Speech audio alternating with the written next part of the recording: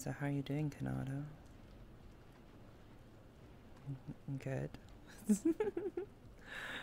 So are you gonna be talking today? Or oh my gosh, I hope I don't lose my voice. But Yes, I'm going to be talking today. okay, I I wasn't missed sure when we you. were starting. Yeah, let's Missed you too. start. Let's start now. Um, I don't know how to so, pull myself up. oh, what do you mean? Like with the PlaySpace Mover? Or? I don't have PlaySpace Yeah. Mover installed because I'm a noob. Do you? No, I don't. Hmm. Let's see. Great point. Let's see. I could sit up here. Yeah, that kind of works. I feel like we're far from the. It's okay. This might work. Maybe up here. Oh, that's perfect. What do you think about that? That sounds good. Perfect. You sound good. You sound great. Do you use just the regular? You have a Vive Pro? I forget. Regular Vive, Index. I have a Vive and a wireless mod mic now.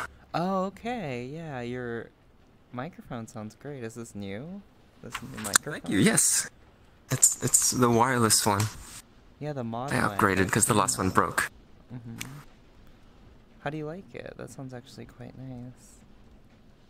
It is really nice because I could take it off and I could put it on because sometimes it gets in the way when I'm dancing really hard, so I can take it off. Is it also, the cable doesn't break, so that's great. What do you mean the cable doesn't break? Like Oh, because my last one, I had a wired mod mic, and then with all the dancing, the cable that was attached to the mod mic died, and the whole thing died. So that was very sad. So then I got the wireless, but it's all good now. That one's like about $100 or something. Yeah, it was like 120. It was really expensive. But I mean, not to think about it. I mean, it is what it is. It's a good quality mic. I was thinking about getting one myself. Okay, let me I was gonna start. I'll just leave the record. I was gonna restart, but I kind of like a very casual intro. This is my first interview ever. Well, my first. I guess it's not very formal, but Wait, first ever? You haven't done this before? I have with just casually. That was just with yourself, my I guess. Yeah, this is myself. Yeah. I mean, casually with my friends and stuff, not in. I guess maybe not really. The first time I'm gonna record it, I guess. Well, that's not true. I always ask my friends questions and stuff. I don't really know. My first one with you, anyway. That's for sure. That I know. I love watching your videos. It's been a while. This might have been a ploy just to watch another one of your videos. Yeah, I was really I was nervous because it's been a while since I've recorded something, but I mean, I feel so comfy talking with you. I always have. And, yeah, you're my friend, and I really, before I die, well, God knows when that'll be, but I would love to interview all my friends that have made I feel like a significant or not even super significant, but some sort of impact on my life, whether it's just being my friend or, I mean, I'm not really sure how to define that, the impact somebody's made on my life, like emotionally, or like just being my friend, being there for me, how much I love them, if they were kind to me, or if they influenced me artistically in some way, or not even artistically, just like as a person, whether they're kind or funny or sweet. And I guess that was a question I wanted to ask you.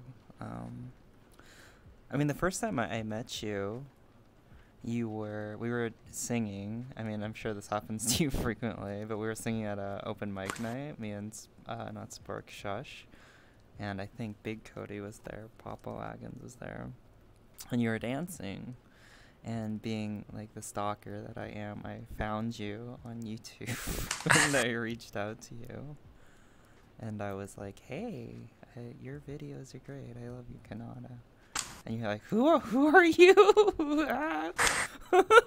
Yeah, I think I said something exactly like that. Yeah. But it's just very touching to watch you dance to the song I was playing, and that drew me to it. And I guess that's something Thank you. I wanted to ask you. I mean, this is, I guess, as good of a starting off point as any, but so you're usually mute, and I think I'm very grateful and honored that you're doing this interview with me. You sound great, by the way. You sound. I am grateful. Thank you for the opportunity.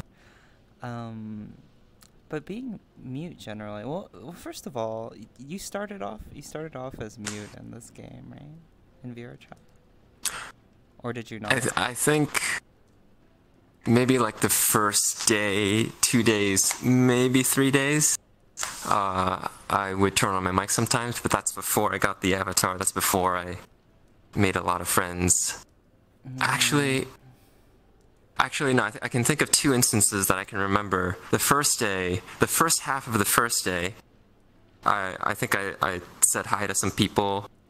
And then at the end of my first day, I went to the old Mario world, and I met my first friend Zarniel, who was teaching someone sign language, and I just sat there and listened, and I started learning sign language from him. And then there was another time when I just came on with my IRL friend, and we were just hanging out, so we were talking. Yeah, no, but then I think I went through. So the first avatar I got. Actually, do you want to hear the origin story again? The way I found vrchat was through this Ugandan Knuckles PewDiePie video, and every time I say it, I lose this much respect from all of my friends, but that's okay, it's the truth. That's how most people first, saw this game, right? I mean... Yeah, it was presented to us as a meme, so I sort of went in there thinking of it as a meme. And so I went to Big Al's avatar quarters, and I got this giant anime girl avatar in a swimsuit bikini, and I was just screwing around. But then after I sat there and listened to Zarniel teach sign language, I was like, maybe there's something more to this, and then so I came back the next day and I went to the MMD dance stage, the first and only vrchat world with music in it, and that's where all the dancers went. It had 10 songs, and we got so sick of those 10 songs, but one day I saw this Miko avatar dancing and just doing this really simple swaying motion. And me being that giant avatar and the Miko being so small, I thought it was super cute. And the Miko avatar was dancing on the table, and I think dancing was something that I'd always admired. I think like K-pop and pop got me to sort of really admire the art of dancing. And I'm like, this is something I'd like to try to do if I could, and start doing it on stage. And my giant avatar was so bad, but I'm like, maybe I could try using that Miko avatar. I forgot how we got here. What was your question? No, that was perfect. Yeah, I just wanted to hear about your initial experiences in VR. And yeah, I wanted to hear actually about how you got this avatar, why you chose this avatar. One specific question was, why did you choose one that's kind of this size? It made the biggest impact on me. I looked at it and it was just so cute. And I wanted to try it out. Thank you. And it danced really well, and I started to notice that not all avatars dance the same. And I think for about a month, I went around and looked for a bunch of different avatars, tried moving in them, and none of them back then, like back 2017, early 2018, moved like this one did. The flowy sort of, and it smoothed out all my motions, so even though I looked bad in real life, it made it look good in VR. So I just stuck with it. Like I wanted to stick to an avatar that I thought looked good dancing, or made me look good dancing. So yeah, I just couldn't find another one. And then after I think a year, I was just like, this is me. Well, it definitely suits your personality, I would say. Thank you. It wasn't planned or anything. Yeah, If anything, this yeah. avatar taught me, what my personality was or could have been. It wasn't me going in there Right. thinking, oh, this suits me. It was That's super the avatar helping interesting. me realize. That's something Yeah. I talked with Impulse about very briefly, but it was something that really resonated with me. I actually wanted to bring this up when we had ramen the other day. I don't remember if I did or not, but when I was thinking about reasons why I was trying to lose weight this summer, one of Mm-hmm. them was because I wanted to and that's, I mean, even beyond losing weight, I guess I wanted, this is something Impulse told me, is that they were showing me like a history of the avatars that they're using, that they've used, and he said he wanted to look more like how he looks in VR, and that kind of resonated with me. I kind of like, I mean, I feel like I'm kind of similar to how I am in VR, but I kind of wanted those two things to like kind of meld together a little bit. I'm not sure if that's kind of what you were getting at a little Yeah. bit, but No, yeah. I know what you mean. I think when one example of that, because I had never really thought of that until last year, when my dancer friends all went to TwitchCon to meet up, and I think that might have been more because I wanted to. Oh, that's another long story. I guess I wanted to try to be as me as possible to my friends, not be my IRL self, but maybe not only be my konata self, but find somewhere in between. So I actually worked really hard to like get a haircut and buy new clothes, buy new jeans, and and like and like got like lotions and facial cream and like condition. Like, yeah, it was a big effort, but like I think all of that also helped me get the confidence. It's like, okay, I did this and that and this and that, so it's one of these has got to work or make me feel more confident. Aw. Did it all work? Did you feel confident in your new clothes and I did. conditioner? Funny enough, it did. It did. And like the Yeah. me from maybe 10, 20 years ago might have been like, no, that stuff is stupid. But no, yeah, I did. Aw. Um. Yeah. So I guess the original question, which I mean, we don't have to keep going with it. But it was Yeah. about being mute, and I was kind of curious if anything sort of Oh, inspired yeah, you yeah. to. Oh yeah, go on. Yeah, yeah. Yeah, thank you for reminding me because I always forget and It's go all on these good. No, tangents. no, I love the tangents. So when I finally found the Miko avatar and I started dancing on stage, like it felt really good. And I started by sort of just mimicking my friends' dance moves. And I think I went through three names, and the first one was just a meme name. The second one was like, okay, let's do something that's not the meme name, but it was kind of boring. And it was kind of a masculine sounding name, you could say. And so when I started dancing with the new avatar, and then some people would come up and be like, oh, that's a trap, that's a trap. And it's like, that's not what I wanted. I just wanted to Yeah, dance. right. So Yeah. that's where my name Konata came from, and I think at the same time, that's sort of when I was like, okay, I'm gonna be mute because it doesn't make sense for Konata to have this voice. But that's another long story. That's another 2-year journey Oh, about the voice. I'm curious about the voice. What do you mean? Like, what do you? Oh, If you let's don't mind, see. you don't have. Yeah. Yeah, no, yeah, I'm that's super exactly interested. what this is for. Um, yeah, so, gosh.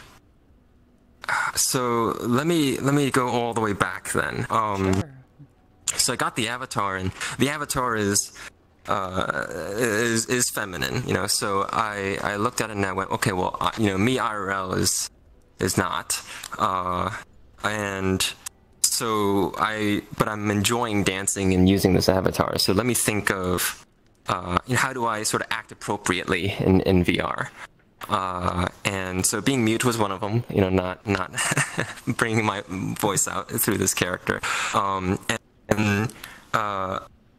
back then, the only like feminine influence in my life was my ex. And so a lot of times I'd be like, okay, what would she do? And I think that went on for about a month, of, you know, I'm at the MMD dance world, and, you know, I'm meeting a new friend, you know, this konata would be cute. Konata would, you know, make certain hand gestures. Konata would, you know, be polite and things like that. But I think, about a month into it, I stopped thinking about it that way. It was just sort of me being me without even realizing it. I wasn't thinking, oh, what would this person do? I was just being me, I guess. And I think it's interesting because I think getting a chance to explore the character at the beginning, and then I think what I ended up was parts of, oh, like I liked these things, and I wanted to take that, and then there were some other things that sort of came, that I wanted konata to be, or I felt like I was, and those sort of mixed into what I became, if that makes sense. It's kind of abstract. Totally. No, it totally makes sense. And so I forgot where I was going with this. The original question was about the mute, right? Well, or was it something else? My brain. If originally, I mean, it's an open-ended question too. Just why? If there was a why even to begin with, why you decided to be mute, or because when I talk to you, you're so, and I'm not this is gonna insinuate something bad about my other mute friends, but you're so well spoken, and I know one reason why some of my friends choose to be mute is that they might not feel very comfortable talking. I think we talked about that, or they feel a little bit socially anxious. I don't think talking makes you feel socially anxious. I mean, maybe a little bit. I don't know. But I was just curious about your origin story. Yeah. I remember. Yeah, I remembered where we were going with that. And it's, so I think for a good year and a half, so from like 2018 to like mid 2019, I sort of just lived with my IRL self and konata as two separate personalities, and not really thinking about, so who am I? And in mid 2019, I had a chance to go meet Zarniel, my first friend. And we met, and I remember, like, side note, I was so nervous because the first time I never told anybody anything about me, and we were meeting at a bar, and I walked into the bar, I ran past him because I knew what he looked like, and I went into the bathroom, I locked myself in the bathroom for 15 minutes, and I was like hyperventilating and like getting panic attack onsets, and then I like calmed myself down and I walked out, and the first thing that I said, I patted him on the back, and I was like, oh, it kind of hurts to say the story, but patted him on the back. I'm like, hey, I'm a guy. Can we still be friends? Because I was so scared. I was so scared. And then he smiled at me, and he was like, sit down. And then we had a great time. And he's an awesome person and a very dear friend of mine. And I think that was the first time I was sort of forced to bring those two together, even though it sort of came out as a disaster, I thought, because afterwards, when I went home, I thought to myself, man, that something didn't feel right. Like I wasn't being the real me. I was being my IRL self to my friend. And I sort of kept konata at home, I felt like. And I felt like I was being unfair as a friend because, you know, I want to be me. And so when TwitchCon came around, that was sort of, with that experience in mind, that was sort of my goal, was to, okay, can I take a stab at the middle ground, even though I don't know who I am? And for the past 2 years, I've been afraid to find out who I am. There's just a lot of fear to confronting that. And I think going back to the previous topic, like the clothes and the haircut and I got a $90. I got a $90 haircut. That was the first time I'd ever spent that much on anything like that. That was crazy. But like that was like, okay, I got a $90 haircut. You know, there's no way it could go wrong now. Like, I don't know what I was thinking, but it helped with the confidence. Yeah, and so, yeah, just to tie those two ends together.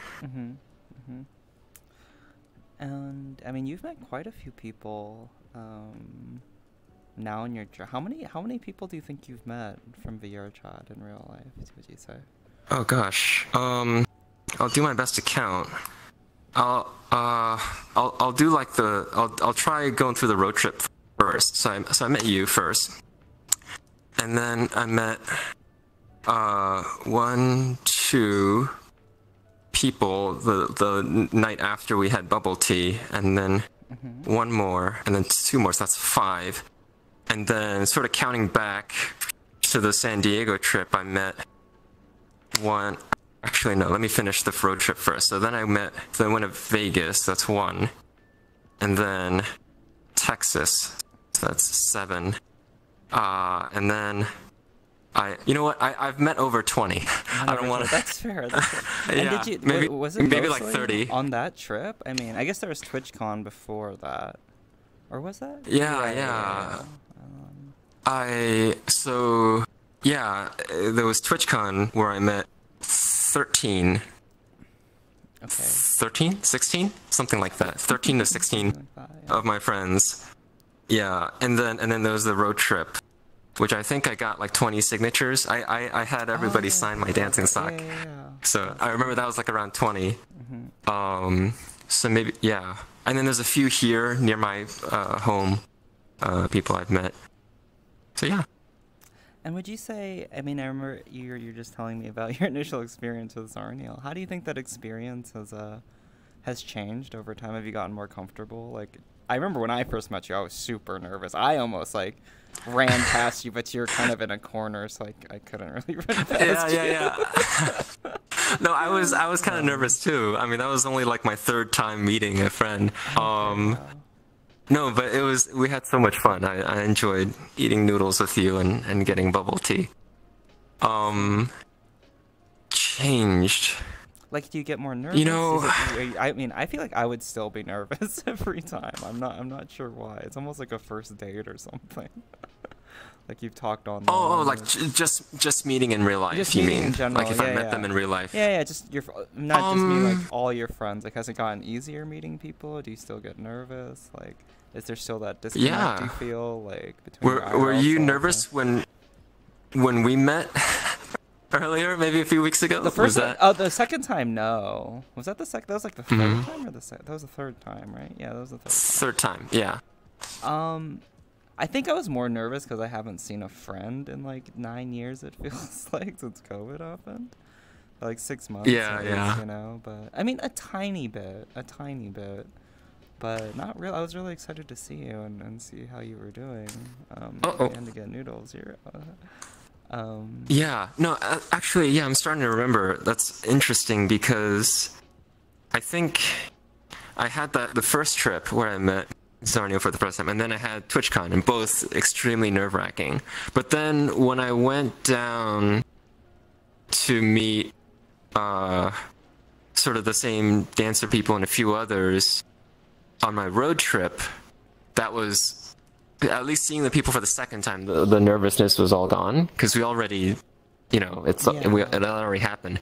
There were a few other people that I met for the first time, and there was a little bit of nervousness, but it was completely like it was much smaller compared to the other first few times, and I think pretty much every time after that, the other person has been more nervous than I have been. And sometimes there'll be like that disconnect. It's like, oh yeah, that's right. Like, this is your first time. I should sort of remember, right, how nerve-wracking it was for me. So, I think try to remember that. That question you posed is definitely one I was thinking of to Zarniel, which is, hey, this is what I look like in real life, or do you still want to be my friend? I think that maybe is something that everyone is afraid of. But if, I mean, of course the answer is going to be yes. I mean, though it's kind of interesting that we're all so scared of the answer to that. What if they don't like how I am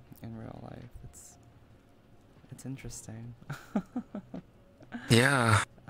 But I guess on the flip side of that same question, maybe not just about like meeting in real life, but like, you know, has the relationship changed? It's interesting because it's a case by case basis, I've noticed. So for some people who are really open online as they are in real life, then nothing has changed in the relationship. Like for Zarnio, for example, like we've been talking about stuff before we met, and then when we met, we were talking about sort of similar things at the same level, and then after we met, we were still talking about the same things, and so. But there are also some people, either intentionally or unintentionally, in terms of like personality and or miscommunication that happens online, when it feels like, oh, I know this person like this online, and this person knows me like this online, but maybe the way they are doesn't really carry through so well online. But then you meet each other in person, and it's like, oh, I get who this person is now. I understand why they do what they do, where they're coming from. And so I think in that scenario, afterwards we become a lot closer, because there's that understanding that unfortunately we're not able to get in messages and maybe even in VR. Yeah, that was something that you mentioned. Every little step, whether you go from mute to using your voice to VR and having like that touch and that sensory input to IRL, there's like different stages of being able to, or different levels of being able to see somebody a bit more fully, and like adding dimension to who they are. I was asked to explain why someone should meet their friends in real life, and this doesn't apply to everybody, and it's just a very narrow example, but like imagine playing VR chat with desktop, and then being a desktop user trying to make friends and communicate and express emotion through desktop, and then imagine that person trying to do things and be friends with people in VR with the body language and being able to communicate that way.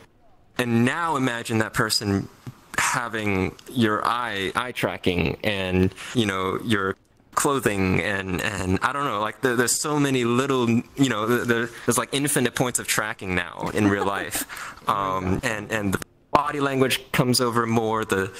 I feel like when you look at a person, you know, it's kind of like judging a book by its cover a little bit as well, in addition to the body language. But it's like, oh, like I can see this person's story. There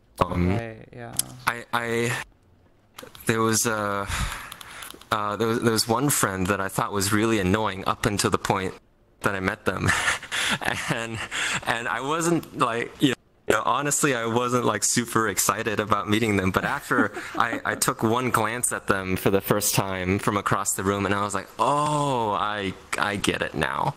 I understand why they act annoying, or I don't know. It was just like an instinctive thing. I didn't actually like think through it or like conclude it or anything, but you actually mentioned this, and we became closer after that. I think it was because they're I think generally mute, or they were mute, and then as soon as they started talking or something, they started being maybe a little bit aggressive or something, you're saying, or a little bit I think it's easy for people to get misunderstood online, and it's hard to discern that somebody is doing something or what their true intentions are. Or maybe their intentions are full of love and care, but the way it comes out, to, you know, and different people express themselves and receive you know, things differently. So on the other side, it gets interpreted. It might get misinterpreted as, oh, this person is, you know, doing things that are bothering me or something like that. But in fact, that's not true. And I think every little piece of, every hint, every sign that a person gives off can help give you a fuller picture, I guess is all I'm saying. So yeah. it's like how it's so easy to get misunderstood over a text, because like you read a text and it goes, wait, you could read a text in a million different ways, but then when you get to hear it and you get the intonations, and then when you see the body language, and then you see the person, and where you're at, and yeah, all of those things put together, I think carry the message a lot better. Going back to something you mentioned earlier, is like about how I speak. I like that's one of the things I really care about, is making sure that what I say comes across the way that I mean it. So the way you receive it and interpret it is the same or as close as I can to the way I meant it. Because misunderstandings and things like that, it's tough. Those things break relationships and hurts people, and so that's one of the reasons why I talk the way I talk. That's so interesting. Yeah. Have there? I'm sure there have been, but is that inspired by times in your life before where you did miscommunicate with people, or there were misunderstandings, or? Yeah. I'd say I say 10 years ago, just sort of as a slap that on. 10 years ago, I was a completely different person. Right. 10 years ago, I was 10, 20, basically, yeah, like childhood and high school, college, and most of my early adulthood. I was this arrogant and oblivious and thinking that sort of I had all the answers and I knew everything that was right, and I could tell people what to do and what was right and wrong. Mm-hmm. and I thought I knew everything about myself, and I knew exactly what I wanted and what I didn't want, so people couldn't tell me what to do. And there's a long sort of history that sort of created that too. But being that person, thinking, that I knew everything, when it comes to communicating with somebody, or somebody's telling you about a problem, or somebody needs help with something, or somebody just needs somebody to listen, me coming in with that personality, it creates conflict. I don't know if you can imagine. Of course. And there's also the other side, which is just like me thinking, as long as it's something that I feel, that I'm being honest and it's true, even though what I'm saying is really hurtful, I can say it. I'm allowed to say really bad things because that's how I truly feel. So as long as I'm being honest, it's right. But that ends up, that's not actually what I want to do, right? Like, in the end, I'm not actually trying to hurt the people I care about in the end. So learning how to manage those emotions and either take a break and come back to it when I can actually express it and get the result that I actually want, or being really careful with what do I really want to express. I think that more than anything, having caused a lot of hurt to a lot of people I cared about in the past, sort of influenced how I'm careful with the way I talk, I guess. There's pros and cons too, because remember earlier I was saying, like, meeting somebody in real life it changed my perspective of where they were coming from. Mm-hmm. So I had the same thing happen to me, where like most of the time I would just talk to this person over Discord, and my friend thought I was like, I forget what the exact words were, but it's like kind of like a pompous, I think I'm so smart, so I'm going to use these big words, and I'm going to type really carefully type of person. And when we met, they were immediately like, oh no, this person's just really polite and they like care a lot about what they say. So there's pros and cons. The con being I could be interpreted as like untruthful or putting on a mask, or think I'm super fancy. Oh, that's so interesting. So still trying to find that balance. Yeah. And of course, it's never gonna be 100% because it's always gonna be half of it's gonna at least half is gonna be up to how the other person interprets what you're Yeah, giving them. we could just do our best. Yeah, you can just do You your know. best. But there is something I really admire. There's some of my friends who just speak from the heart, and sometimes if you put that on paper or in writing, it sounds awful. But I've learned that maybe they'll only talk like that to people who really know them already. Mm-hmm. So it's like using the right language with the right people in the right setting, and I think that has that's really powerful, being able to just say what you want, even if it sounds awful, but you're able to get the point across in like a sentence or like half a sentence, whereas I need to write a whole essay because I'm so insecure about, I'm it's me doing it the wrong way. Yeah. So I really admire someone just getting, just saying that and throwing it out there. Yeah, as harsh as it might be, as hard for it to listen as it might be, because it's like, no, I have context. This person, it's a good person. This person cares and loves me. And when they say this is what they mean. So, yeah, and I find that a lot more effective than what I'm doing. So I'm trying to learn from them.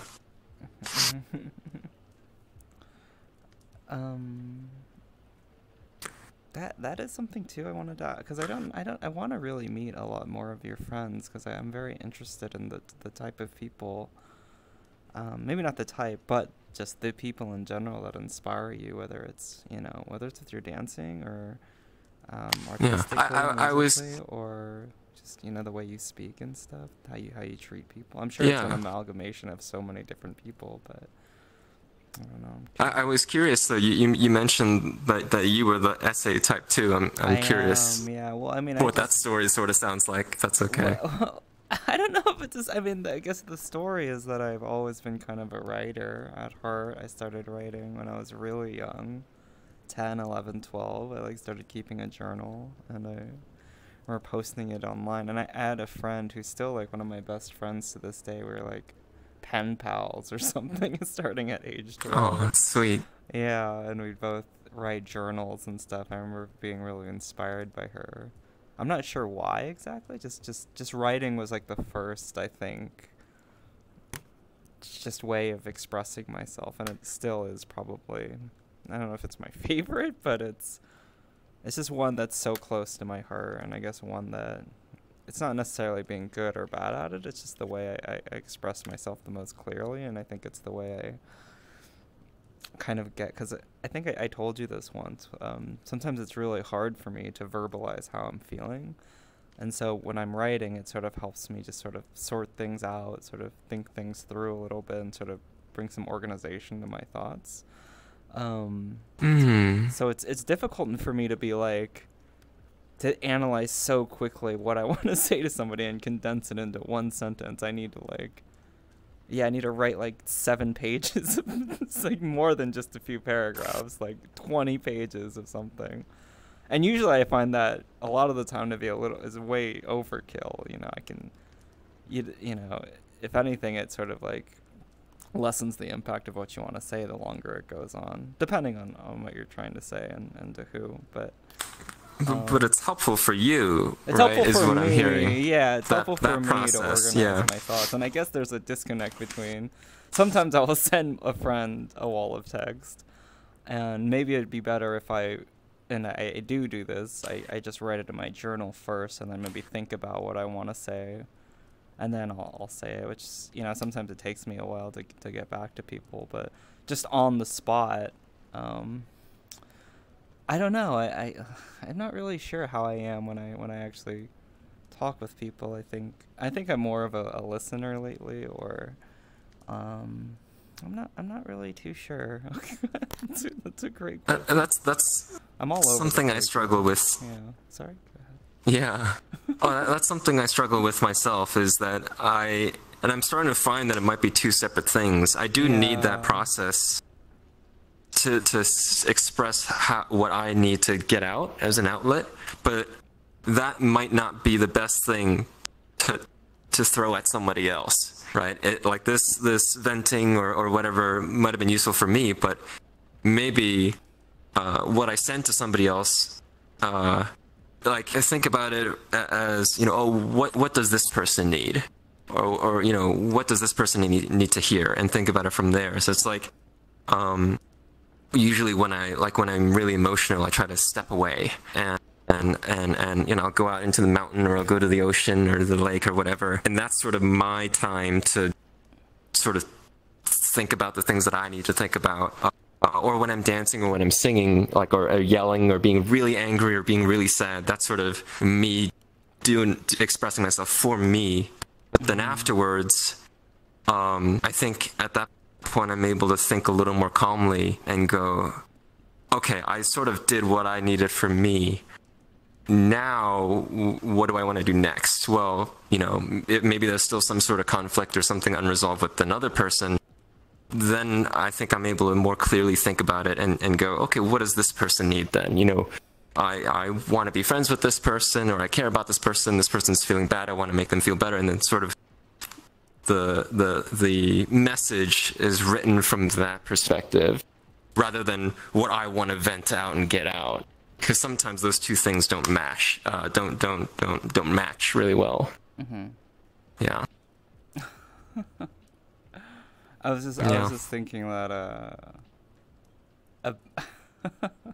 one example of when it doesn't really work out for me is when I'm breaking up with somebody, or I'm telling somebody that I need to distance that's what I was thinking of too. Like, I'll write them such a long thing, and now I'm thinking, like, that's really not what they wanted to hear. That was just for me kind of, reasoning out the reasons why we needed to break up, or why we needed to, like, maybe, just separate from each other, but that's not what they want to hear. In fact, when I was thinking earlier, like, maybe that's too much. Like, the more you kind of talk about why they're not a good fit for you, it's probably worse, or in terms of, like, that's not what I want. I don't want to make the other person feel bad, but I feel like the longer that message is, it's probably gets less and less helpful.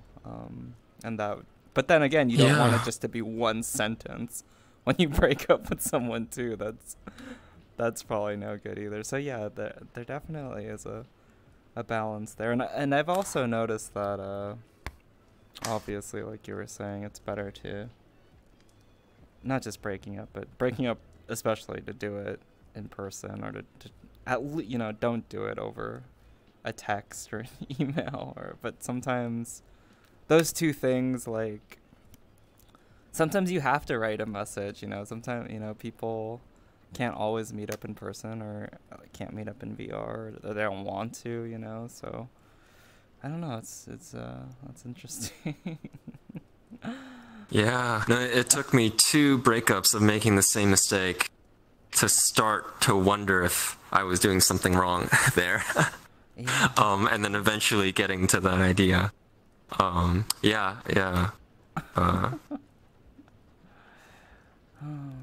Yeah, and it's still something I struggle with today, and still trying to learn and figure out.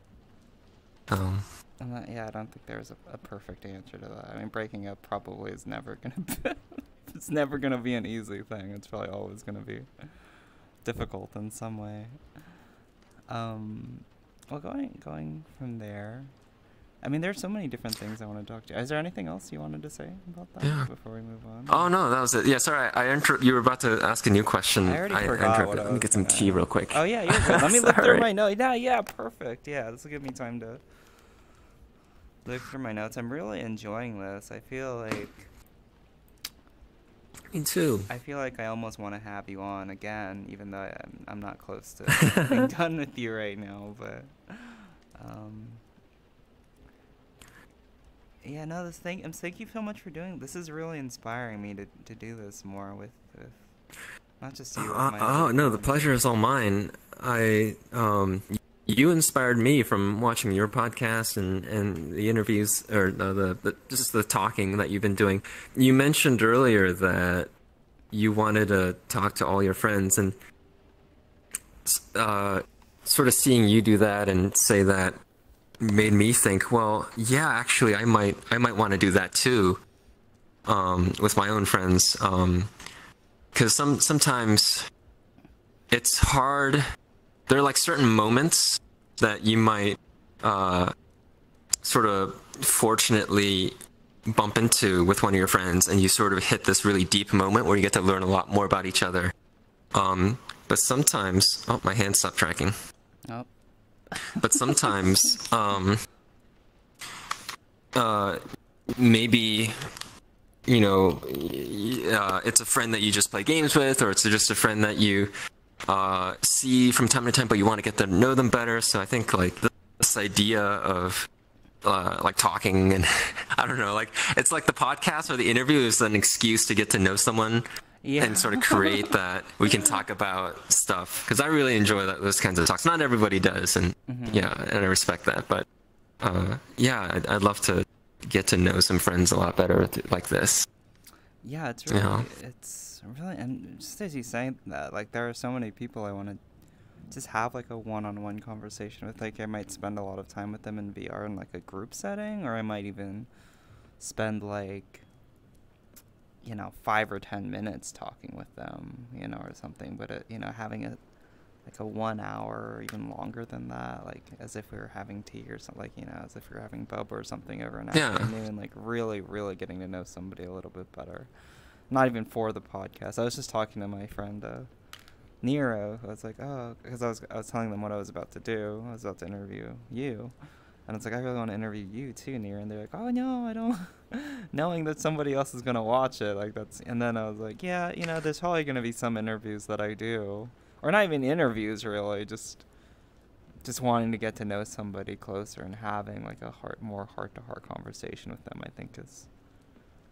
I want to use the word important, but it's just more like it's just super meaningful, and it's just really nice to get to know your friends on a deeper level like that. Oh, totally. Everybody has their own story, which is what I find most fascinating about people. Just things that you never knew or never could have thought existed that was a part of that person. Yeah, get to know how they became who they are. It's also something that I can learn from. I can learn from, you know, how different people have lived their lives. I can essentially live more lives than the life I have by listening to people's experiences and learn from them. Yeah.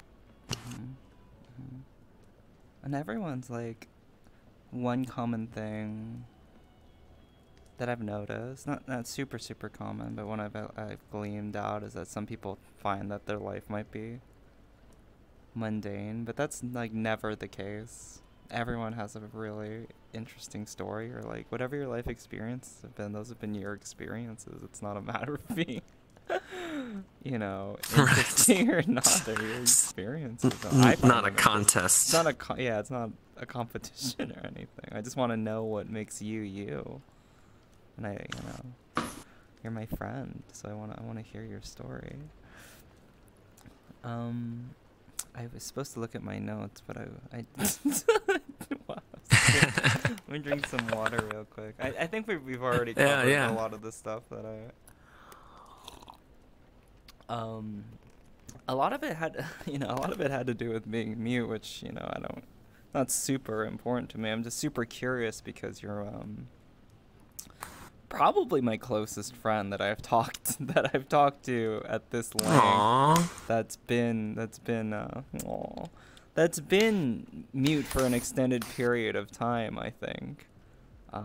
Well, you say been in the past tense, but I'm going right back to me right after this. Yeah, you're going. but you've been slowly opening up. You told me, and that's one question that I wanted to ask you was and I wanted to tell you another story after this, but what specifically prompted you to want to you know, talk with your friend? Because you were telling me that you're singing with your friends. I saw you the other night, and you've been slowly kind of opening up more, at least vocally to your friends. There's sort of two reasons why I'm mute. One reason that I'm trying to overcome, that I see as an obstacle, and the other reason I think is valid.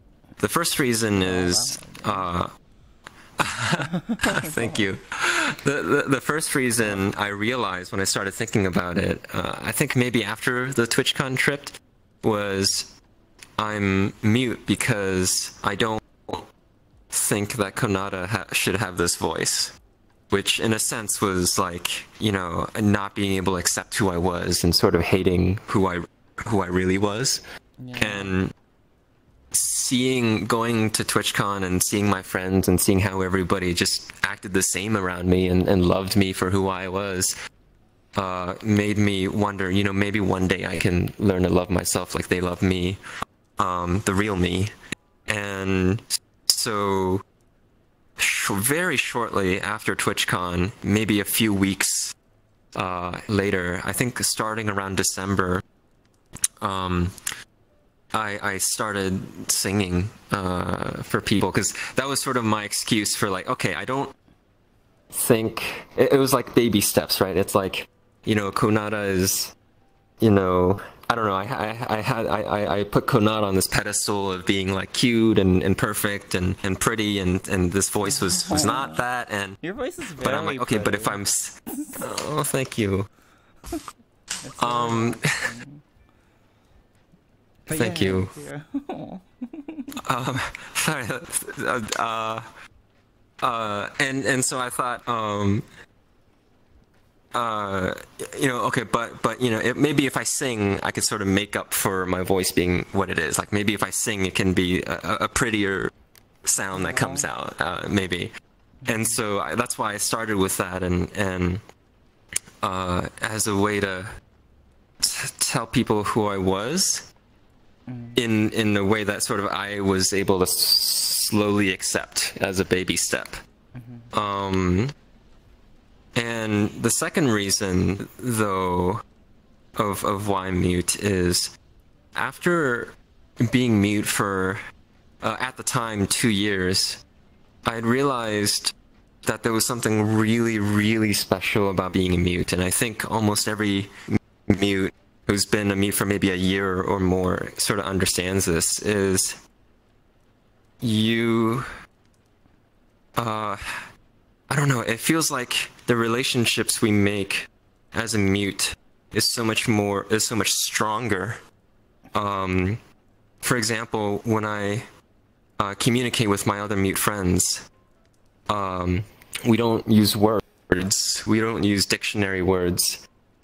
We use our body language.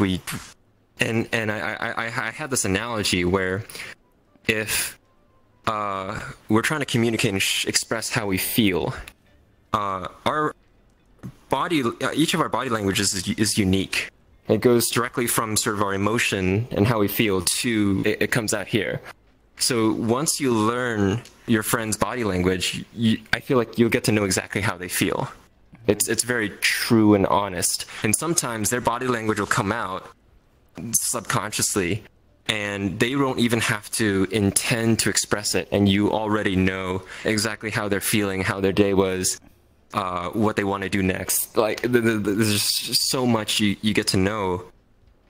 Whereas I feel like when we speak with words, it goes from an idea in our brain to we have to match it up with a dictionary word, and the dictionary is full of words that we didn't invent. It's not our own invention. It's some other person from, you know, hundreds of years ago has invented the words, and we have to find something that we think matches our feelings the best, and then we say it, and then the other person might have a different interpretation of that word. So like, you know, either some things get lost or misinterpreted, or how you really feel, it goes through a translator.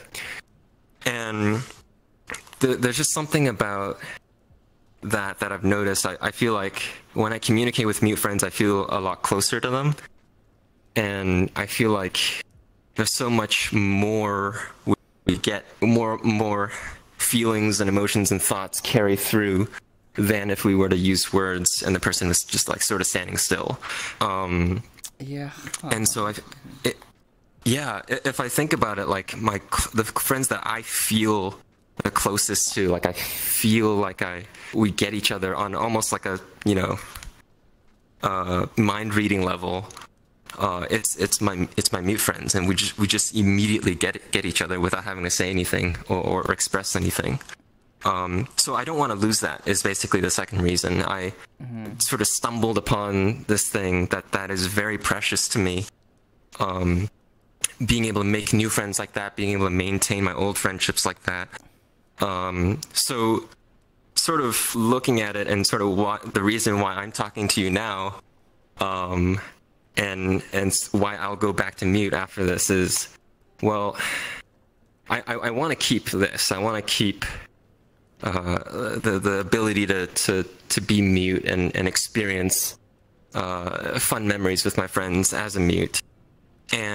But I want to get to a point where I can accept all of me, and know that I can accept myself, my voice coming out of this avatar. So sort of the compromise I've found is, okay, well, I started off as a dancer, as expressing myself as a dancer. Eventually I felt like I hit a bit of a limit, because at some point I started dancing to tell stories. In terms of telling stories, there was a limit to how much I could use dancing to tell stories, or I'd have to get really, really good at dancing to tell stories way better, and that was really, really hard, and I'm still really bad at it. So then I was like, okay, but what if I start singing? And I think I started singing, I started doing these like story concerts, and I was able to express myself that way. And so it was like, well, I don't want to stop being mute, but maybe there's some things where it really helps me do what I want to do by unmuting, just for that. So just for singing, or just for telling stories, or just for, interviews and podcasts and getting to know each other better. So that's why, yeah. Well, that's amazing. I was just thinking how much that resonates with me, being able to, and we talked about this. Yeah, there is something almost limiting about language, because there are so many preconceived notions with the words that we use, and like what we're trying to do with language is to connect with people on a visceral level, right? So if you just skip that entirely, and you just sort of look at somebody's body language, and if you can read their emotions, and I remember you telling me, like, a friend of yours can just look at you, a mute friend, and instantly tell if you're sad, or if you're upset, or if you're angry, or something's wrong. Yeah, exactly. And that is something I'm trying to get more in tune with. I mean, I'm so used to using language as a way to express myself, but I'm trying to like pull back from that and embrace that silence. Like, I still feel whenever there's a long period of silence that I need to say something, but that's not ever really the case, I don't think, anyway. And I'm sure other people feel that way too. But when you're with your mute friends, that probably never comes up, that idea that I need to say something. Or does that come up, like, oh, I need to be expressive in some way to like break the silence? Or can you can just vibe and chill out and like... I think that's really interesting that you highlighted that, because I think that might be one of the differences between us, where it makes it easier for me to be mute, is there's this image in my head of this old comic where it's these two old people are best friends, and they walk out and they sit on the park bench and they sit there for an hour reading newspapers and people watching, and then they leave, and they do that every day for, I don't know, years, 10, 20, however many years in the comic, and they've never spoken a word to each other. And for some reason, I don't know how many years ago I read this comic, I was like, oh, I want that. Yeah. Like, there's something... I couldn't understand what it was or what appealed to me, but I was like, oh man, that sounds amazing, having a friend like that. And well, I'm just... It feels like it's on a deeper level. It feels like that it's... level. You guys are... It's not words, it's not your Facebook pictures, it's not, it's, like any of your clothes, any of that. It's... And it's like one of the... Presence, exactly. And that's something I think that's so appealing about VR in general and VRChat, is a presence, but also with that specifically shared experience, in a shared experience with Yeah. somebody who isn't judging you, who isn't even needing to say anything. They're just sharing this experience with you, and I think that's really all Yeah. you need to become close with somebody, right? Is to know that not only are you sharing your experience, Yes. but they're not. It's a safe, they're a safe person to be around. They're a comfortable person to be Exactly. around. They aren't judging you in any way. That they accept you completely for who you are, and also they understand you in a way because they're sharing this experience Yeah. with you, and like, yeah, My perfect day is just, going out and sitting, on a park bench and watching ducks and puppies and or going up to the mountain and watching the sunset, or going to the beach and just sitting silently doing nothing. And um and I love it when there's somebody I could do that with. I love it when there's somebody I can do nothing with, and we just sit there for like 3 hours. We don't say a word to each other. We don't, maybe sometimes we'll look at each other and do a nod or something, but like it's not about that. It's just about like I'm really in the moment. I really enjoy just looking at the scenery, doing nothing, and this person is beside me, experiencing with me. I don't know. It might be a weird me thing, but yeah, I love that idea. I think that's super appealing, and that's something it's definitely something I want to embrace more. And I've actually been experimenting a little bit, at least, with being mute. It's hard for me to do it fully, because I really like telling people I love them and stuff. But you can tell that, without saying it verbally. But I've been It's like that one. Mm-hmm.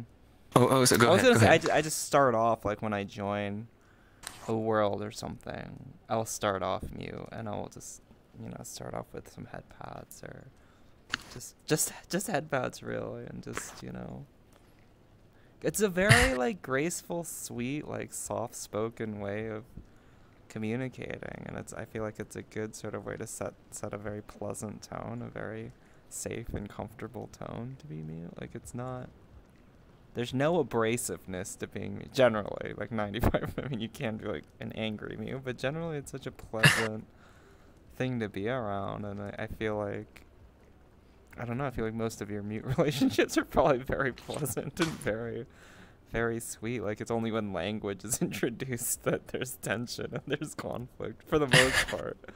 Anyway, if only we could skip all that talking. I don't know. Well, yeah, I think, I don't think it's a bad thing to not be mute. And it's different people gain something from it. I always go back to the 5 love languages. There's this book and this quiz that you could take, where there's 5 love languages, and different people have different ways of expressing their love and also receiving and understanding love. There's quality time, which is my number 1, which explains why sitting there doing nothing is my favorite thing. There's acts of service, so like doing something that shows how much you care. And there's physical touch, like head pats and hugs and kisses. And there's words of affirmation, which is saying that I love you, saying how much I appreciate you in words. And the last one is a gift giving. And I said that in the order that it is for me, but so like different people, for people who are very, and I know this because I had my friend take this quiz, and his number 1 is words of affirmation. Actually, no, maybe number 1 tied with quality time for him, but he's one of the people who went from being mute to not mute, and he loves talking and getting to know people through talking, and that perfectly fits him. But for me, that's at the bottom, like at a negligible amount for me. Yeah, words of affirmation. So I think I scored a. Okay. Yeah, I scored a 12, a 12 for quality time. I think I scored an 8 for acts of service. After vrchat, I scored a 5 for physical touch because I started getting used to the head pats and the hugs. And then words of affirmation and gift giving were tied as 3, which was basically negligible compared to everything else. Right. That's Yeah. interesting. Well, so words of affirmation. Yeah, I guess like I'm actually pretty high with words of affirmation. I don't know what the scale is if it's not on a 10-point scale. Maybe it's 12 out of 10. 12 out of 10 quality time for you. Quality time definitely might be number 1 though when I really think about it and break it down in terms of like how close I actually get to somebody. Cuz I mean with me, I feel like there's me talking to you, and there's just different versions of me. There's me when I'm being very gregarious and like, I'm trying to be sociable and like, me when I'm like, super high energy me and like just in like trying to be very extroverted. But then there's me when I'm calm and I just want to like listen to music with somebody or watch anime with somebody. And I think that's when and I'm thinking about this because I've kind of been getting to know somebody very, very closely recently. And I was thinking about exactly what makes it so we feel closer to somebody. And a lot of it is quality time. Whatever. I mean, how do I define that? Just, is that time where you're just being silent, doing nothing with somebody? Is that time? Oh no, like this is quality time, like talking to each other where it's just us and it's dedicated. It's dedicated time. Dedicated time. But just time in general, yeah. Dedicated time where you're doing something, but even not even doing something, where you're sharing an experience together. Even if that experience is just sitting in our living room here, talking or not talking. And the other ones were words of affirmation, physical touch, gift giving, and acts of service. And yeah, I guess I definitely rank acts of service more than gift giving. I remember my first girlfriend ever. It's so interesting that that's one of them, because gift giving, I think, is actually pretty low for a lot of people. But or maybe it's high for some people. I don't know. That's how my parents and like my grandparents, and it's kind of like in Chinese culture in general, that's a way to show love, is give gifts, and I think that's how I learned, one of the ways I learned to show love. And my first girlfriend, when I was really young, I was like 17 or 18, I'd buy her so many like Beanie Babies and like little plush dolls and stuff. And I remember her mom asking her, like, why does he get you all this stuff? And it's because I really cared about her so much. I loved the hell out of her. And that was just, I didn't know why at the time I was doing that, but it was just like one of the best ways I felt to express that to her. Now looking back on it, I'm kind of, wow, yeah, I guess that is why I did that. It's just a way, an expression of my love towards that person.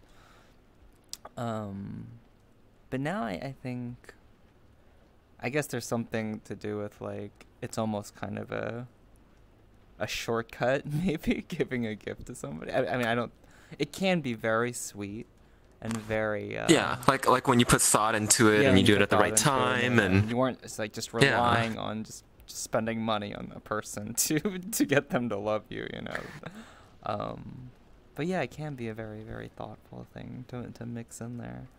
But what was I gonna say? Acts of service. So what is like an act of service to you? Just like kindness, right? Or like, yeah, so like one of, back in my high school stupid kid days, I'd always dreamed of coming home. No, I'd always dreamed of like going to work, and then like I'd have this bento lunchbox prepared, and then I'd be so touched that this person made me a lunchbox to take to work, and when I come home, that they come, welcome home, and so.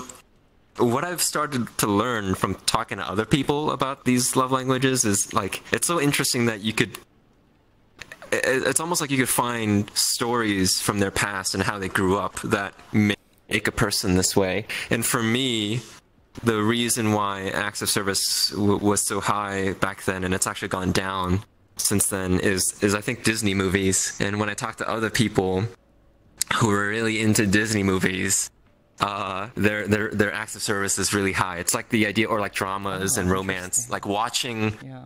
watching these fairy tales, so to speak, where you have these lovey-dovey people, and they do these creative things to show their love, and then you watch it on TV and you go, oh man, that's what romance is like, or that's what life is like. Oh, that's what I want to be in the future.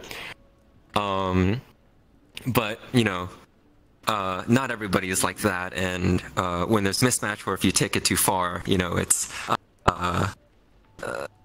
yeah, it doesn't work. um, yeah, I feel like we get a lot of we see a lot of acts of service in movies and TV shows. I think maybe it's just because it translates on screen well. I don't know.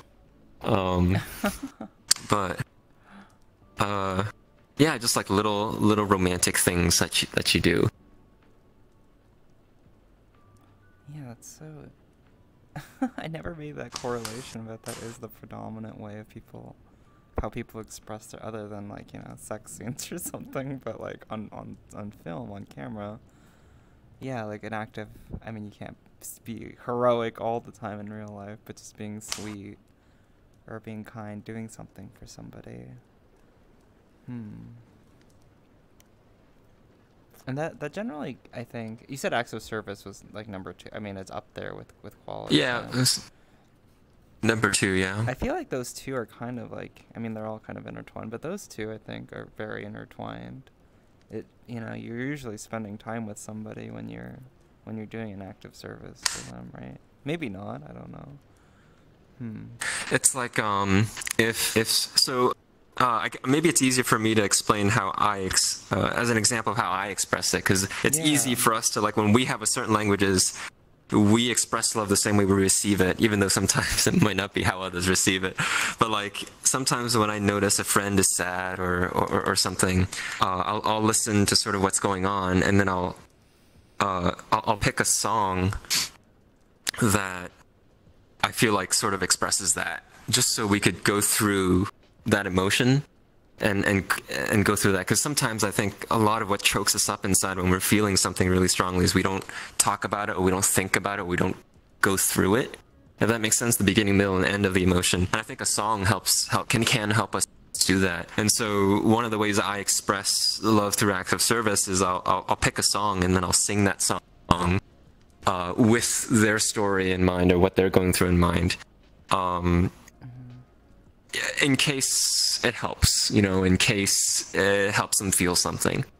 In case it helps get something off their chest. So that's sort of how I express through an act, how much I care for a friend, I guess. Yeah, but it'd be hard for me to like think of a gift to give them, or it'd be hard for me to say, like, compliment them on something, or and it's still a little bit hard for me to like give head pats and stuff. So yeah. I was thinking that I don't think I've ever like cuddled and head patted you, and even sitting in front of a mirror before. I was like, this is kind of nice. Do you even hang out in front of mirrors, Kanata? I feel like you never do. Have you noticed how I've been swaying back and forth this whole time? Yeah. When we've been sitting. Do you do this? I can't. Oh, you don't like it? I can't sit still. Ever since I was a kid, I can't sit still, and I'm a hyperactive child, and I have to, like, that's why I dance. Like I have to constantly be moving. Yeah. But no, this is great. I'm loving this. So the swaying is just me being me. Yeah. Yeah. Okay. Well, I'm glad. I hope you're comfy. Yeah, I am very comfy. I was just thinking something. I almost wanted to cry for a second, but thinking about my relationship with my dad, who passed away a couple years ago. But me and him always had a super, super tense relationship growing up. And I always knew that he loved me, but he was always, I guess we were very different in the way that I was more about using language and quality time, using my words to express affection, and even like physical touch too. And when I think about it in like those 5 different love languages, he was the exact opposite. For him, because he was working all the time, or he was doing whatever, the way he showed me love was by cooking and for all the time, and by giving me gifts occasionally, you know, like helping me out with money sometimes. I never really asked him for it, but he would always try to when he could. But, you know, every meal, he cooked me so many freaking meals in my life, and it wasn't until very recently that I started realizing, like, that was how he was trying to show love to me. Like, it wasn't that he didn't want to express it verbally, but it just wasn't the way he learned to express love to people. It was cooking for them, and that's such a... I've been thinking more and more how kind, like, cooking for somebody is. Like, it's such a kind act. It's such a loving act. You want them to, you know, stay alive, but you want them to feel nourished and full and alive and happy, you know, like, so yeah, that is really interesting. But I was thinking also something really cute you did was when we first met. You were like, oh, I need to get my roommates a bun or something. Though this roommate loves this dessert, this bread, and my other roommate likes this bread. So I think that, yeah, that's an example of you doing an act of service, and also a gift in a way, right? It's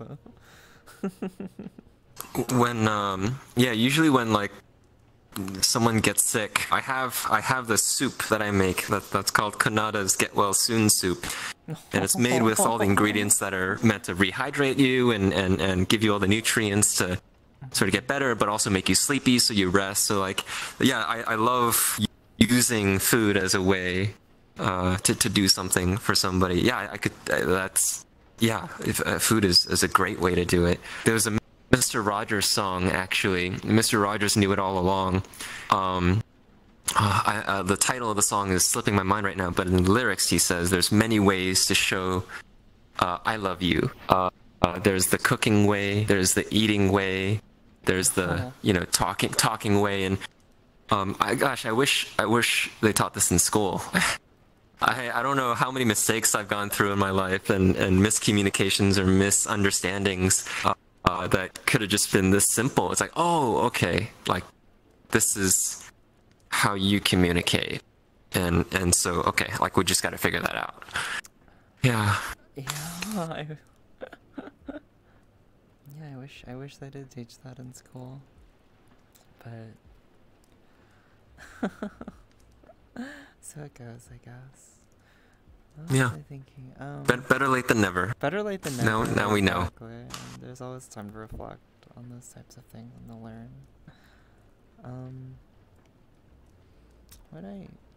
What'd you cook for dinner today? What have you been cooking lately? I cooked nothing. I made a feast yesterday. Oh. I started streaming, doing cooking streams in Midnight Haven. Really? That's awesome. Because we had cooking week. Yeah, we had food week this past week, so I used that as an excuse, and it is surprisingly fun. Like, it makes cooking really enjoyable. I would love to watch your cooking stream. Are you gonna do that regularly? Yeah. I would love to watch. I think I might do it again. Yeah. I enjoyed it a lot.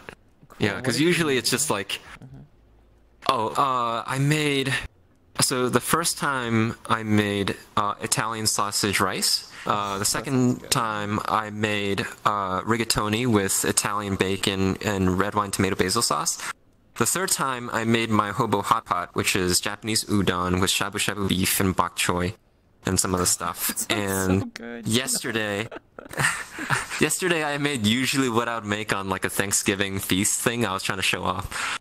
I made steak, red wine chicken, some broccoli, a salad, shallow fried French fries, and some mixed berries for dessert. Yeah, so I made a lot of stuff. So I'm not cooking today. You're not cooking today. I'm not cooking. We have enough for like. Yeah. Do you cook for your roommates? Like, are you the resident cook? Okay. Yep. And it's nice that Food Week came along because I've been getting so tired of cooking. I've been getting tired of a lot of things, but like cooking was one of them. and it's just been like looking in the fridge. Okay, there's no food. I gotta cook, and like just being able to enjoy cooking again was very refreshing and very nice for me. So I'm glad I tried it. I'm always glad whenever I try something new. It always helps me discover something new. Like whenever I'm stuck in something, stuck in a rut, I think trying new things is what helps me get out of it. Yeah, definitely. I'm just thinking maybe I should start cooking more. I've been cooking the same old thing for like 4 or 5 months now because of the strict diet that I've been on. I really could use some Oh yeah, more yeah. things in my life, I think. And cooking, I think.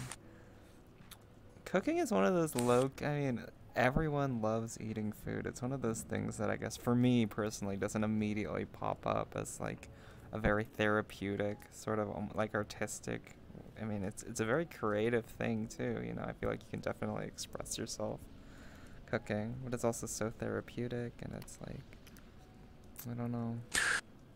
Yeah, food is one of my main like happinesses of my life. Is food, getting to eat food, getting to eat food that I like when I crave it, or getting to discover new food, or getting to share food with my friends and having that experience. It's one of the main things that makes me happy in life. Me too. I definitely. I've been craving that freaking that Ramen? pistachio gelato. Oh, I actually had ramen today. Oh yeah. Oh gosh, me too. And I'll never get it, well, unless I fly to Italy. But you know what was good though is that I hope we can get that again sometime. That ice cream place you took me to next to the ramen. That was quite yummy. There's I actually. feel like they might be open by now. Oh really? Oh, interesting. Yeah, yeah. I was gonna say also, if you ever wanted to swing by here, there's a ramen place near my place that has some outdoor seating. Yes. It's so good. I hope you like this place. They're called. Have you been to Sienna Ramen? They're quite. No, no. They're quite. Yeah, they're very good. I had some garlic, black. I don't know what makes it black garlic. It's some black garlic ramen, whatever that is, with some. Oh yeah. I had a chicken. Is it karage? Something like that. It's what you had last time. I had that also for dinner. Oh, it was so good. But anyway, if you ever want to come down to San Mateo, That sounds so good. that'd be nice. I need to explore this area. You always inspire me to try to explore more. I'm such a homebody that I need to go find parks or something. And it's right next to the coast. I mean, I'm not sure how many places we can go actually literally chill out at, but I'm sure there's some bodies of water around here. I like being around a body of water. It's kind of relaxing. Me too. A little bit cooler temperature too. I know a few places. Oh yeah. I guess go on your places. Did you hear the thunderstorms last night, by the way?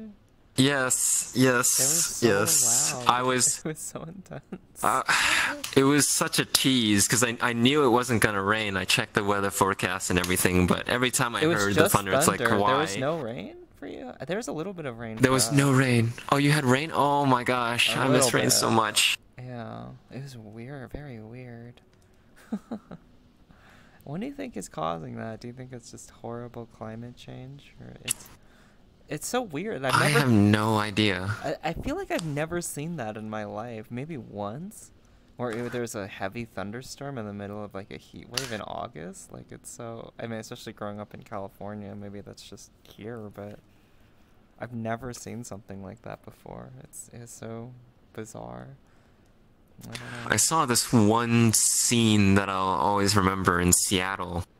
And Seattle is sort of known for rain, but even though it doesn't rain heavily, it just rains very frequently and drizzle a little bit, like every 5 minutes. But anyways, and then it'll change to like sunny or cloudy and then go back to rainy. But anyways, there was one day I was in my apartment and I looked outside and the world was yellow and red. It was like somebody put on an Instagram filter and everything about the outside was yellow and red, and it was like part of an like apocalypse movie, where like hell was breaking loose and the clouds were black, well like really dark gray black, and but we got some light, and it was just like yellow and red light, and it was started pouring very, very heavily. And yeah, this weather patterns. There's so many things, and I'm sure that's like existed and or exist in certain places we just haven't seen. Just whenever we see things that I've never seen before, just amazes me. I don't know if you were telling me about this. I don't. You know that in One Piece, I don't know if you remember that island, that lightning island? Yeah, I was just thinking about that. Yeah, when you were talking about the lightning. Yeah, I think you were the one that told me about that there is a lightning island in the world. Maybe you weren't. But there's an island that's actually based off of where it's always lightning all the time. Like it's so in real life? Yeah, in real life. That's like based on a real place, wow. Which is insane. I don't know if anybody lives there, but it's yeah, there's an island in the world where it's always like that. By the way, what episode on One Piece are you? Have you watched any since we last because I've stopped watching them just so I can watch them with you. Aw. I think I'm one behind where you are, so I just need to watch one more to catch up, and then you and I could probably finish catching up. Yeah, I think. Okay, cool. So Konata is from. We can watch later tonight if you want. Yeah. Yeah, it's from Lucky Star, if that's where you were going with that. I didn't realize that's what that was from. I don't know if that was a some water. Low-key reveal when we watched it. I was like, oh, this person's name is Konata. And they're different from you, but I can see the similarities a little bit. Yeah, it was interesting. I let's see. So this was like when I was doing my name changes. It was my third name, and I wanted to pick something a little more meaningful since I was sort of doing VR a little more seriously now. Wanted to pick sort of an identity I could enjoy, and I wanted to pick something that was sort of a name that was meaningful to me, and Lucky Star was like what I consider my first like gateway anime into like actually loving anime and watching a lot of different animes. And I love watching slice of life, and you know that was the gateway anime for me. And I think part of it was like, you know, if I hadn't gone and watched Lucky Star, I wouldn't have gotten into anime, and I probably wouldn't have gotten into vrchat too. So I think so in the anime they call it her name is Konata, and but the other funny story about that is I had always intended, or when I named it, when I named my account, I intended it to be pronounced Konata, and I think for like a whole year only one person pronounced it right. But I think sort of going along that story of identity and learning that Konata was me and I was Konata because of my friends. There's this screenshot that I have where somebody took of me when I first joined a world, and all my friends were running towards me to say hi, and I was like, oh hi, and it's just sort of me like this, and everybody running towards me, and I think like Konata isn't me. It's all the love that my friends have given me, and it's all of us. So that's why I'm Konata and not what I had thought I was. Konata, yeah. So that makes sense. Oh, that's I love that explanation. Oh, what about you? Where did your name come from? My name's I'm surprised I haven't asked yet. My name came from. I just had a friend in high school. Oh, where am I? Who would just say "oh girl" a lot in a very funny way. Oh girl. Aww. Oh girl. Oh girl. And it's just such a silly thing. The Z came on because when I would use that screen name to make accounts and stuff, I guess the name "oh girl" in general was taken. Whether it was some a girl who wanted it to be oh girl or something. I don't know what. Or maybe they had the same explanation for it. But I always they had the same friend. They're the same friend, yeah. Um, it just was like a silly name, and it's just sort of. I feel like for me personally, I mean, I try to be a three-dimensional person, but at least when I initially meet somebody, I kind of like being a little bit silly, being like using humor as a way to connect with somebody, and also like not have it be so serious. I try not to be. I mean, sometimes I get serious, but for the most part, I think as a person, I try not to take a lot of things seriously, and I think that I guess is what the name means to me. I guess kind of just laughing and being silly and relaxing. It does get a little bit difficult when I get super super close to somebody, and I mean, you asked me that, is there something I can call you that's not oh girl. So like you call me O, or some people have a nickname for me. That's still something I'm kind of learning how to identify myself as. That's different from this name, but yeah, that's the story. Nothing too extravagant. It's just something funny that my someone in high school said that always kind of stuck with me, I guess. I feel like yeah, I don't know. Aw, that's so sweet. Yeah.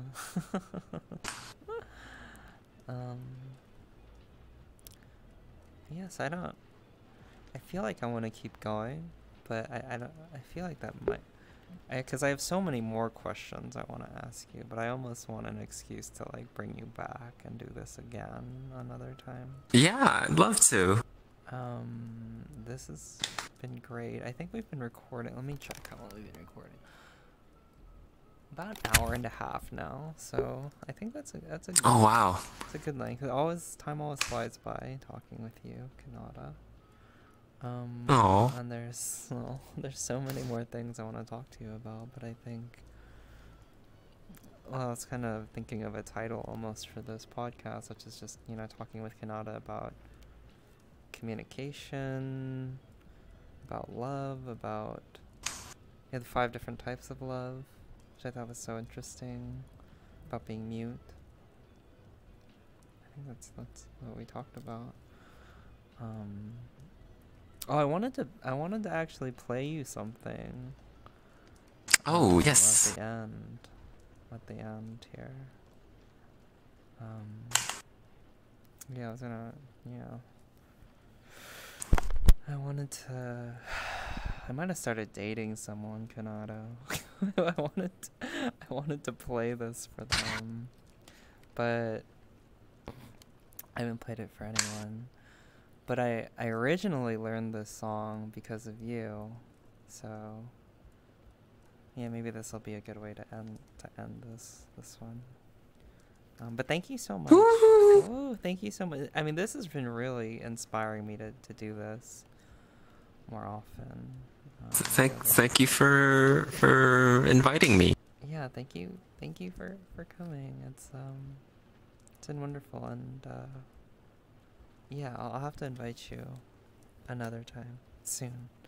We should get ramen soon. But here is this. I'm gonna plug in. Oh, there I go. I'm gonna plug in my microphone. Give me 1 second. Should take my headset off.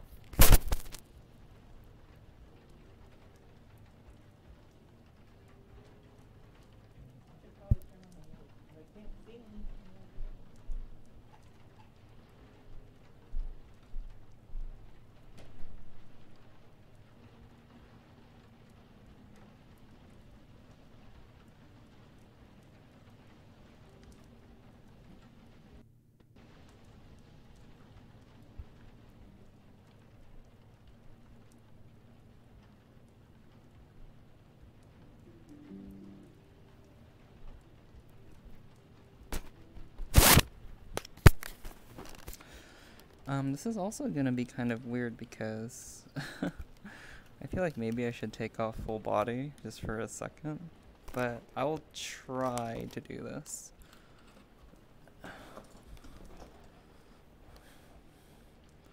where I don't look totally ridiculous.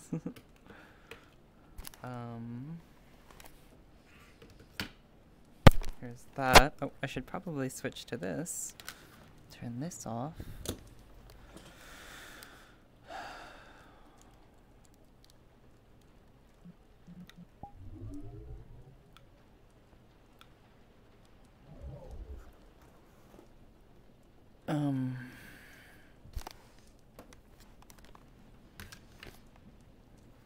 Can you hear me okay? I switched microphones. Okay.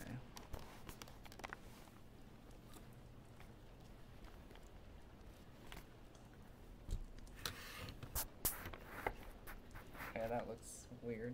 I can't do anything about that. I'm gonna try to get you in the frame here. Give me 1 second. There's actually another song that I wanted to sing to you too. Yeah, you're perfect. I'm looking at the camera right now and I can see you perfectly right now. So, and I have not played this for anyone. So you're gonna be the first person I've played this for. And yeah, you always inspire me to learn new things. And I was thinking, I can't hear you. that'll work since you're back to being mute again. I was just thinking it was something that maybe we can talk about next time, but my friends that inspire me who do different, either we do different art forms or we sing different styles and stuff. Like it always just super inspires me. But anyway, yeah, your dancing always super inspires me, and your positive energy and your words, and just you as my friend, and your cooking. A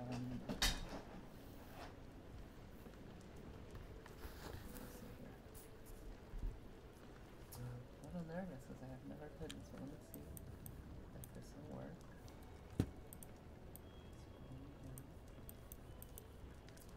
Okay.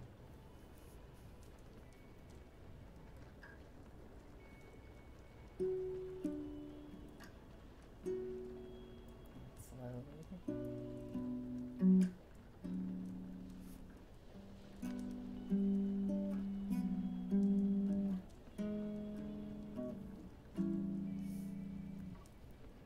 Tracksuits and red wine, movies for two. We'll take off our phones, we'll turn off our shoes. We'll play Nintendo, though I always lose. 'Cause you'll watch the TV while I'm watching you. There's not many people I'd honestly say I don't mind losing to.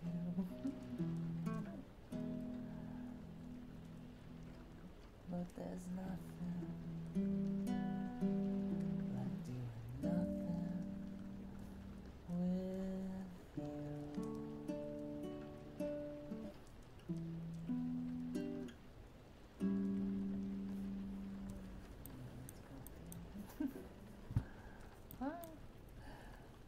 Dumb conversations, we lose track of time. Have I told you lately I'm grateful you're mine? We'll watch The Notebook for the 17th time. I'll say it's stupid and you'll catch me crying, though we're not making out on a boat in the rain or in a house painted blue. There's nothing like doing nothing with you.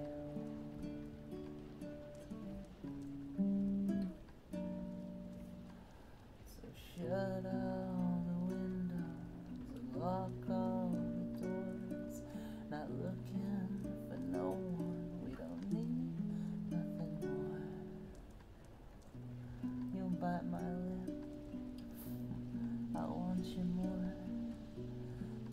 up in a heap on the floor.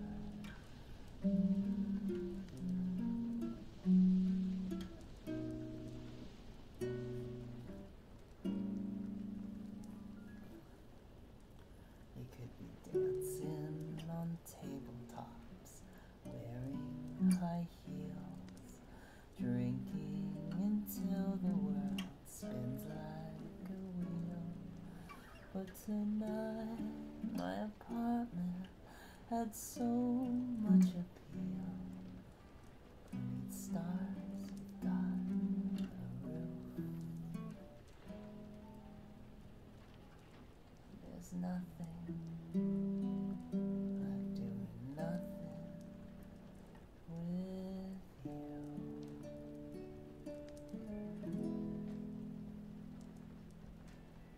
Oh, there's nothing like doing nothing with you.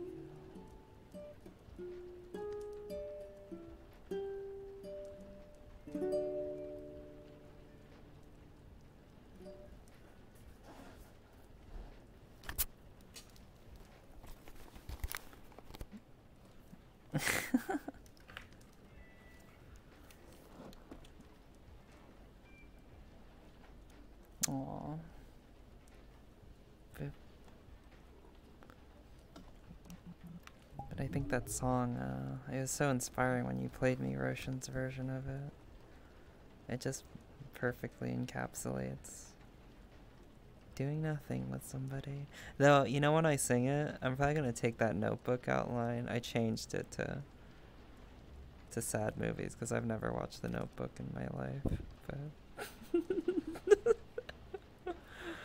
But I keep getting invites, I think, from people, so I think we'll call it there. There are other songs I've been wanting to sing to you too, but we can hold that for next time.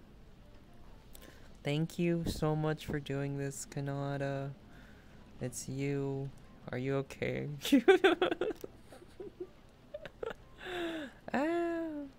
It was really nice seeing you, and you're so adorable, and you're one of my favorite people, and you always inspire me every day.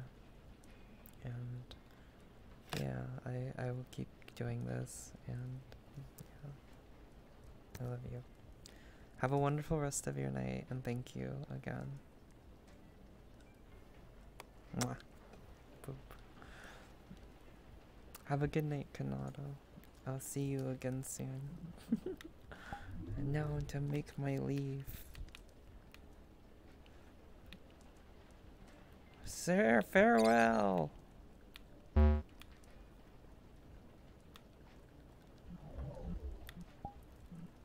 Thank you for watching.